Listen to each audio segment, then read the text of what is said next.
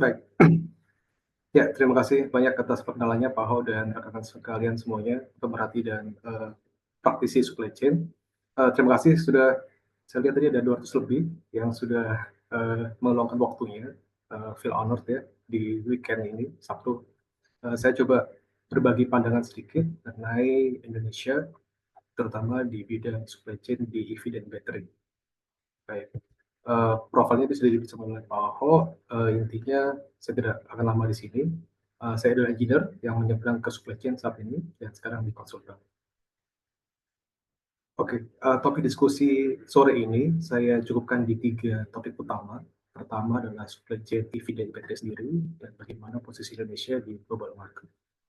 Yang kedua adalah tujuan, apakah tujuan dari purpose dari Indonesia strategi saat ini policy di bidang hilirisasi ya, downstream. Dan yang ketiga adalah what's next ya. Setelah semuanya itu, apakah yang akan menjadi langkah selanjutnya yang harus dipertimbangkan untuk kita semuanya. Oke, pembuka. Jadi saat ini di tahun 2024 kemarin Indonesia berhasil atau sudah menempatkan dirinya posisinya di produksi nikel terbesar di dunia, hampir 26% di sekitar 2 miliar metrik ton. Jadi di grafik yang paling kanan ini ada kelihatan di pojok atas biru gelap dan Indonesia posisi, bahkan hampir bisa dibilang ada monopoli Indonesia sendiri. Dan seperti kita ketahui bahwa saat ini untuk produksi listrik ya, baterai terutama EV di baterai tidak hanya nikel, saat ini ada LFP di lithium iron phosphate, dan yang terbaru mungkin bagi rekan-rekan yang sudah mengikuti ini adalah di sodium ya, paling baru baterai. Tapi kebutuhan makan nikel masih cukup besar saat ini dan masih untuk beberapa tahun ke depan.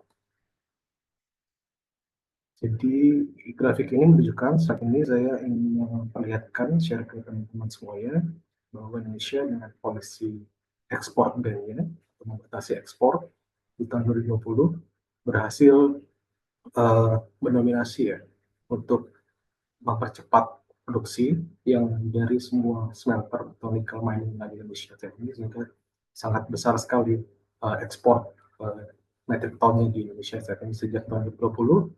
Saat itu ekspor yang dilakukan dan sekarang sudah sangat-sangat melonjak sekali.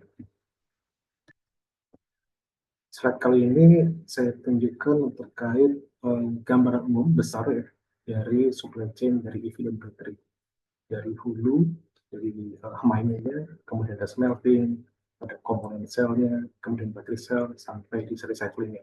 Sudah ada beberapa perusahaan baik internasional maupun nasional yang sudah berkontribusi di sini. Ada ID, Antam di situ, ada Vale, kemudian di sisi hilirnya ada Hyundai, Wuling sudah berproduksi dengan fasilitas baterainya di Karawang. Namun yang saya soroti di sini adalah untuk di sektor yang tengah atau yang paling memberikan value added saat ini yang saya tangkap adalah tidak ada perusahaan yang belum ada.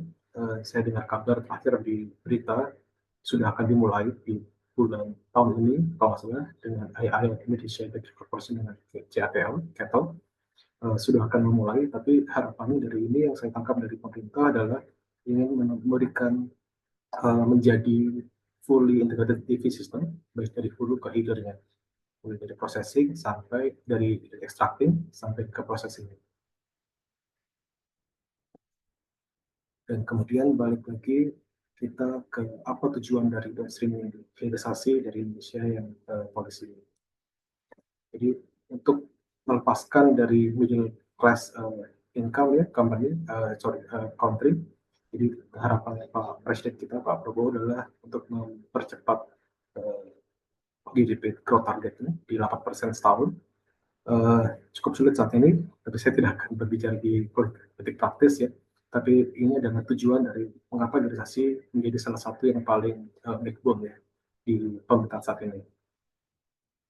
Sehingga saat itu pemerintah Kementerian Perekonomian memberikan mapping ya, hilirisasi yang mungkin dilakukan, dikerjakan oleh pemerintah di seluruh wilayah Indonesia, baik ada di nikel, ada di mineral maupun di agrikultural. Total yang dari saya kutip dari Kementerian ESDM dari Pak Bahlil ada sekitar 618 billion data terakhir, dan mostly ada di mineral dan batubara, dan di bidang gas bumi, dan mungkin hanya sedikit porsinya yang terkait di bidang agrikultur. Jadi hampir 91,7% hilirisasinya ada di sektor minerba dan migas ya, yang menjadi fokus utama kita saat ini. Dan kemudian what's next ya, Indonesia sudah jadi yang terbesar untuk ekspor produksi nikelnya, dan memiliki semua reserve holdernya terbesar nikel, dan downstreaming yang sudah cukup masif. Kemudian apa yang bisa kita sampaikan?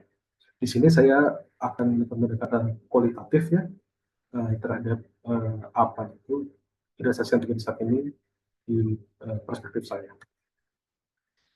Mungkin di tahun 2024 lalu, beberapa tahun terakhir bahkan harga nikel di pojok kanan yang paling kanan sangat drop sekali. Sempat menyentuh ke 30.000 dan sekarang mungkin hanya separuhnya, 15.000. Harga Shanghai Metal Market di sekarang 15.500, naik sedikit dari grafik 2024, dan menunjukkan bahwa harga nikel ini dengan produksi yang berlebih ternyata tidak terserap sepenuhnya oleh market ya. Dan juga ada lagi isu yang terkini terkait tarif Trump. Kita lihat perseteruan antara dua negara besar, Amerika dan China. Kenapa China saya bawa di sini? Karena ternyata mungkin dari beberapa laporan tahunan dari beberapa perusahaan yang kita sudah tahu bahwa mostly 70% dari perusahaan-perusahaan nikel, baik mining, refinery, smelting ada di Indonesia sebenarnya adalah backupnya atau capitalnya adalah berasal dari China.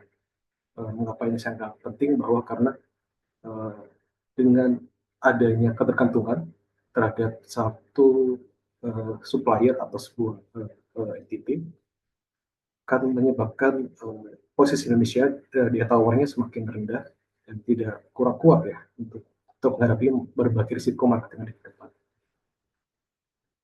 Dari sini dari Sulawesi, di Morowali, di Pomala, kemudian di Maluku, di Weda Bay, dan Robben Island, mostly adalah afiliasi dengan China.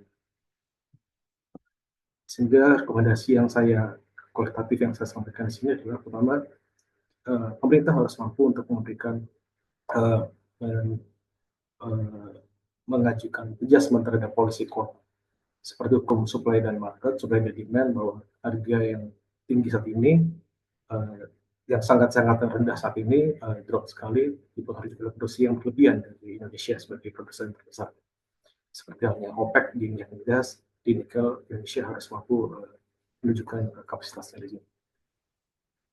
Yang kedua adalah diversifikasi partnernya. Dengan mempertimbangkan bahwa saat ini hampir 70% adalah afiliasi China, bukan hal yang buruk sebenarnya, karena saat hal ini terjadi di beberapa tahun sebelumnya adalah capital dari China adalah paling mampu dan besar untuk masuk investasi langsung di sini. Namun bila kita mempertimbangkan entity partner lain dari European atau dari US, maka yang akan diharapkan Indonesia mempunyai banyak perspektif ya, sudut pandang yang lebih luas, sehingga itu akan mendrive standarisasi, kemudian di emission standard, di labor dan environmental. Dan yang ketiga yang menurut saya sangat penting adalah di industrial policy-nya. Saat ini yang terjadi di masyarakat saat ini atau di Sulawesi dan di Maluku yang menurut sana adalah dengan ekstraktifnya sangat lincah ya, untuk mineral ini, sedikit melupakan atau sedikit lose kontrol terhadap apa itu yang disampaikan Pak Regina dan Bu Regina dan Pak Taufik tadi terkait sustainability atau kelanjutan, sehingga ini harus di raising standar oleh pemerintah. Kita mungkin memperlihatkan punya pandangan bahwa EV itu adalah sebuah yang futuristik, modern, teknologi bersih. Namun tidak seluruh seperti itu. Ini adalah di Shanghai factory di Tesla. Tapi pada saat kenyataannya di site project set sendiri, saya ambil dari Virtual Dragon di Sulawesi, cukup destruktif dan cukup destruktif ya.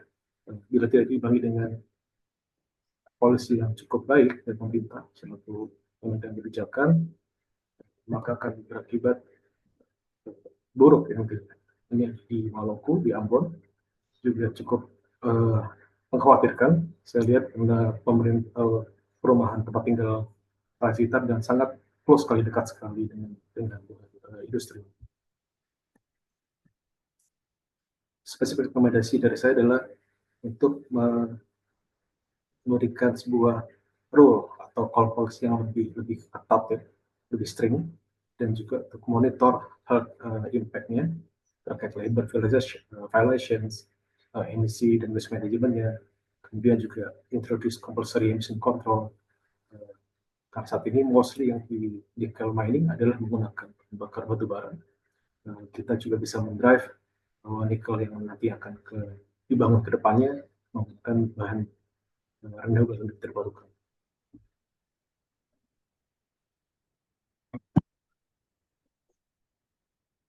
Ini seperti di saya, saat ini Indonesia supply more than half ya untuk nikelnya, dan juga menjadi sebuah tempat yang sangat menarik untuk berinvestasi.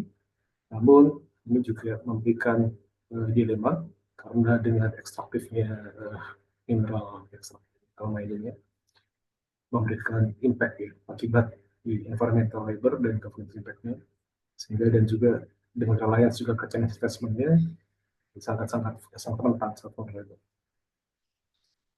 What next-nya, Indonesia akan strengthen industrial policy dengan improving environmental and labor standard in the industry dengan memberikan kompetitif, export oriented, termasuk digital komponen baterainya, dan juga mendiversify investment pattern. Karena saat ini di era trending sustainability, bila kita setiap perusahaan saat ini tidak hanya nikel, tapi kita ingin remain interesting, menarik buat investor, untuk masyarakat umum, maka sustainability atau keberlanjutan itu adalah topik yang sangat diperhatikan oleh para investor saat ini. Sambil close dari saya, yang saya soroti di sini adalah Indonesia mungkin akan menjadi EV supply chain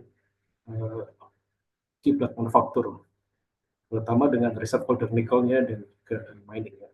Tapi yang mungkin sesuatu adalah kita butuh kebijaksanaan polisi yang sangat bijak kayak cost and benefit, karena dengan resources yang melimpah ini kita ingin untuk